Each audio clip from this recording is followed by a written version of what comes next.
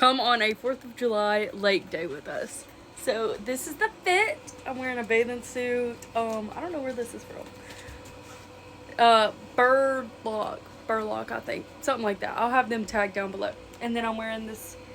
It's supposed to be a dress, but I have it made as a skirt. My necklaces that I got off a TikTok shop.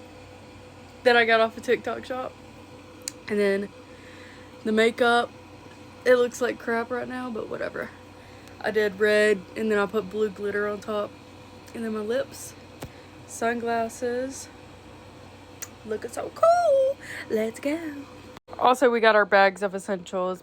Got my husband's swim trunks, some sunscreen, me a change of clothes. Yep, we're ready.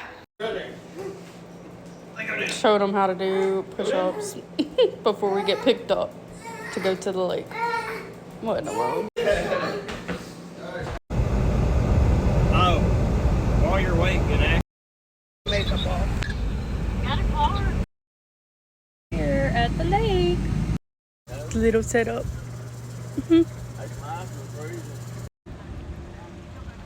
Got me a glass.